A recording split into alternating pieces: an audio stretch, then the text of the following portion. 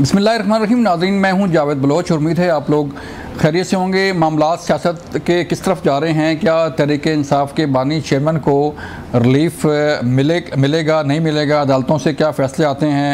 उनकी रिहाई कब होती है? ये ऐसी बहस है कि हर कोई इस पर बात कर रहा है कि तहरीक-ए-इंसाफ के बानी चेयरमैन, स्पेशली तहरीक-ए-इंसाफ का क्या मुस्तकबिल है? हुकूमत ने जो रिलीफ दिया है अवाम को, क्या उससे कोई उन्हें जो है वो उनकी कोई ढारस बंधेगी, उनकी कोई मुश्किलात आसान होंगी? क्योंकि हुकूमत जो है वो बार बार ऐलान कर रही है, कभी बिजली के बिलों में रिलीफ दिया जा रहा है, कभी जो है वो महंगाई का जो है वो कहा जा रहा है कि महंगाई कम हो गई है। तो क्या आम शख्स जो है, क्या उस तक कोई रिलीफ पहुंच रहा है, नहीं पहुंच रहा? इस पर बात करेंगे। और फिर जो सर्जरी शुरू हुई है पाकिस्तान क्रिकेट बोर्ड में, उस पर भी बात करेंगे कि ये पहले क्यों नहीं हुआ? जब ये टीम बन रही थी उस वक्त ये मामला क्यों नहीं उठाया गया कि वहाब रियाज या अब्दुल रज़ाक या बाकी जो लोग हैं उनकी कारकर्दगी क्या हो सकती है? आज हमारे साथ मेहमान होंगे पीजे मीर साहब, उनसे बात करेंगे। और फिर हम बात करेंगे समीना पाशा साहबा से, हमें उन्होंने जान किया लाहौर से। शौकत प्राइस साहब, आपका शुक्रिया हमें वक्त देने का। पीजे मीर साहब, मैं आपकी तरफ ही आऊँगा। सर, पहले हम बात कर लेते हैं क्रिकेट की कि जो अभी सर्जरी शुरू हुई है, मोहसिन नकवी साहब ने शुरू किया है, वहाब रियाज फ़ारग हुए, अब्दुल रज़ाक फ़ारग हुए। तो आप क्या समझते हैं? आपकी भी नज़र है, आप भी क्रिकेट लवर हैं, जो टीम की है कारकर्दगी आपके सामने है, तो क्यों नहीं ये काम पहले होते कि जब कोई हार जो है वो मैच हार जाते हैं, टूर्नामेंट हार जाते हैं, फिर ये सर्जरी होना शुरू होती है? सर, ये इसलिए जावेद क्योंकि हमारी लॉन्ग टर्म प्लानिंग कोई नहीं है क्रिकेट के अंदर। मैंने तो पाकिस्तान में अपनी क्रिकेट ही छोड़ के चला गया था, मैं ऑस्ट्रेलिया, क्योंकि यहाँ नहीं वो गंद हो गया था उस वक्त। मैं लेट 70s की बात कर रहा हूँ कि मुझे यहाँ शौक ही नहीं था पाकिस्तान में फर्स्ट क्लास या पाकिस्तान के लिए खेलने का, क्योंकि गंद इतना पड़ गया था। हाँ, और गंद पड़ गया था। 2 ऑलराउंडर्स थे, मैक्सिमम 3, इमरान था, मैं था और एक एजाज अहमद, और फिर कोई तारिक बशीर बीच में, और था ही कोई नहीं, हसन जमील कर लो आप। द क्वेश्चन इज कि आज हम उसी मोड़ पे बैठे हुए, उसी मोड़ पे बैठे हुए हैं, कहीं नहीं। आपने कहा कि सर्जरी, और भाई पहले आप इसको डायग्नोस्टिक के उसके सर्कल में लेके आओ। पहले डायग्नोज करो, उसके बाद सर्जरी करो। आप डायग्नोज करते हैं उस वक्त जब आपने मैच खेल लिया, हार गए, जलील हो गए, और उसके बाद अब आप आके इनको निकाल दिया, रज़ाक हो गया या वहाब हो गया। पूरी दुनिया क्रिकेटिंग फ्रेटर्निटी सारी कह रही है भाई Wahab is not qualified to be, chairman of the selection committee. Frankly, he was not even qualified to be a minister in the interim government. The question is कि अगर आपने इसी तरह करना है, वही वसीम अकरम है, कई और लड़के हैं, आप उनको कर लेते हैं यार। ऐसे ही है। But the question is कि हम यहाँ इस तरह शॉर्ट टर्म थिंकिंग पे और शॉर्ट टर्म सक्सेस की तरह हम जाते हैं हर जगह।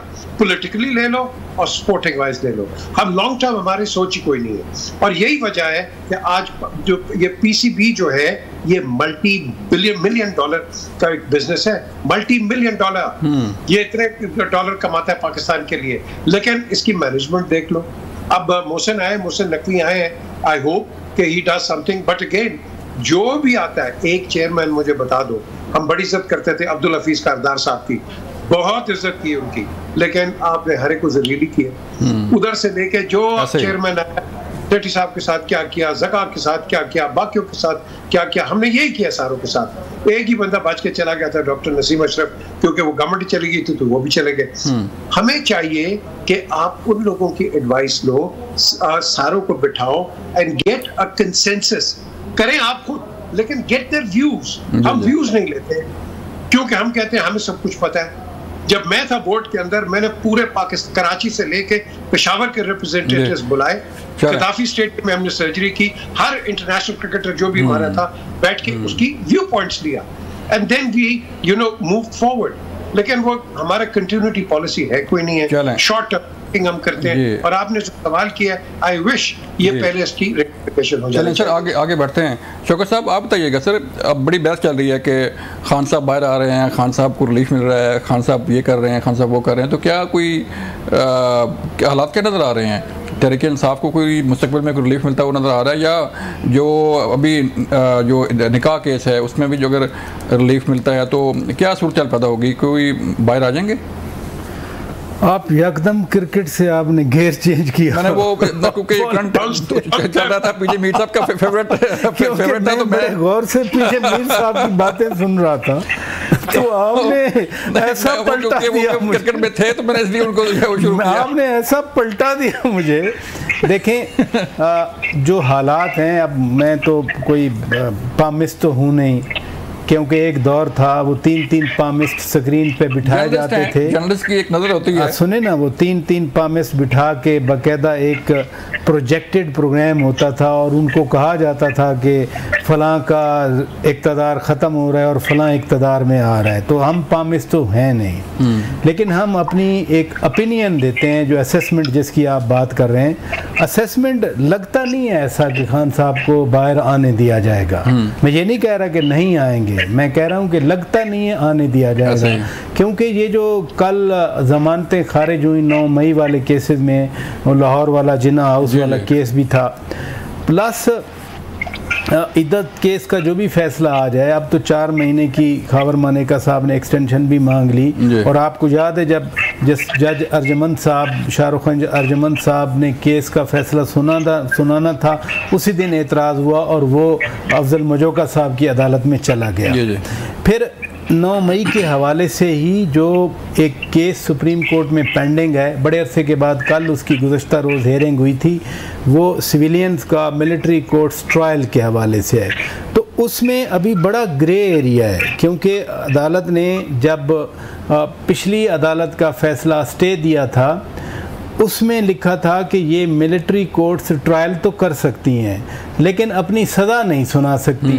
तो वो किसी भी लम्हे उस केस का अगर फैसला हो जाता है, हाँ। और ट्रायल कोर्ट जो मिलिट्री कोर्ट्स हैं उनके ट्रायल को वैलिड करार दिया जाता है, अदरवाइज भी हो सकता है, मैं ये नहीं कह रहा, लेकिन अगर वैलिड करार दे दिया जाता है तो उसकी भी इम्प्लीकेशन होंगी। लिहाजा जो केसेस चल रहे हैं और जो सूरत हाल है, देखें ना कोई डायलॉग हुआ, ना कोई बातचीत हुई।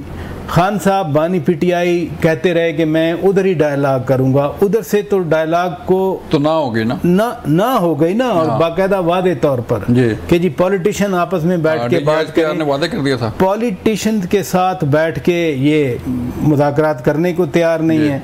DGISPR की आपने बात की, उन्होंने तो कहा था कि माफ़ी मांगी जाए 9 मई को, किसी ने माफ़ी नहीं मांगी। अपनी तरफ से उन्होंने कहा कि हम तो नहीं हैं इसमें, इस पे तहकीकात की जाए, जो भी किया जाए। इसलिए जो इस वक्त की एटमॉस्फेरिक्स हैं उनके मुताबिक मुझे अभी रिहाई मुमकिन नज़र नहीं आती। अच्छा समीना, आप क्या कहती हैं? आपकी भी जो है वो इस तहरीक इंसाफ के साथ बड़ी आपकी कह लें कि बड़ी नज़र है जो मामला चल रहे हैं, तो इज इट पॉसिबल कि जो केसेस चल रहे हैं उसके बाद कुछ रिहाई मिल जाए या कुछ मुज़ाकरात ही कम से कम शुरू हो जाए? बस एक फिक्रा मैं कहना चाहूंगी, जो क्रिकेट के हवाले से बात हो रही थी, वैसे बड़ी ज्यादती किया आपने।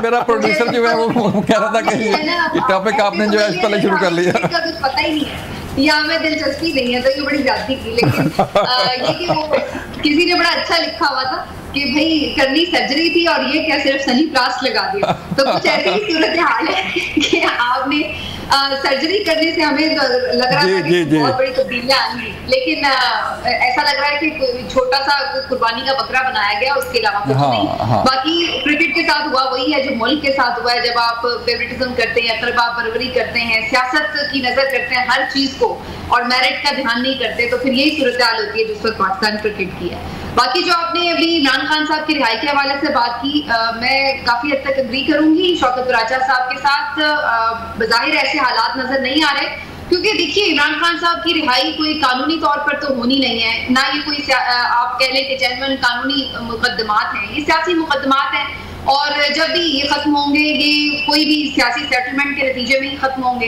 तो एक मुकदमा अगर खत्म हो जाएगा, बरियत हो जाएगी, तो किसी दूसरे मुकदमे में गिरफ्तारी हो जाएगी। इद्दत केस में अगर खुलासी हो भी जाती है, तो आपने जैसे खुद ही अभी मेंशन किया कि 9 मई के मुकदमात में उनकी जमानतें फिलहाल खारिज कर दी गई हैं। तो बजाय वो प्लान बड़ा वाज़ेह नजर आता है कि इद्दत केस में अगर रिहाई होगी तो उस केस में गिरफ्तारी हो जाएगी।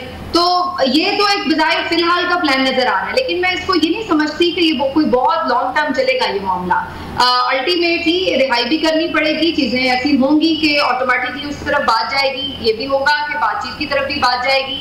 और अभी तो खुद हुकूमत के वज़रा भी ये बताते हैं कि कहीं ना कहीं बैकडोर कुछ ना कुछ है मामला, कहीं पे कुछ ना कुछ कंसीडर किया जा रहा है। तो ऐसा नहीं है कि बिल्कुल कुछ नहीं नजर आ रहा है या बिल्कुल कोई ऐसी चीज नहीं है। देखिए इंटरनेशनल प्रेशर भी आ रहा है और अदालतें भी स्टैंड ले रही हैं। बहुत से मामलात में अदालतों की तरफ से भी अब ऐसे फैसले आ रहे हैं जो कि उससे पहले हम कुछ अर्सा पहले तक नहीं देख रहे थे। तो अल्टीमेटली माहौल बनेगा। लेकिन अगर आप ये कहें कि अभी मुस्तकबिल करीब में, तो जी बिल्कुल मुस्तकबिल करीब में नजर नहीं आता, लेकिन आगे चल के चीजें खुद ब खुद होंगी, तब्दील होंगी और फिर हम देखेंगे कि कुछ चीजें बदलेंगी।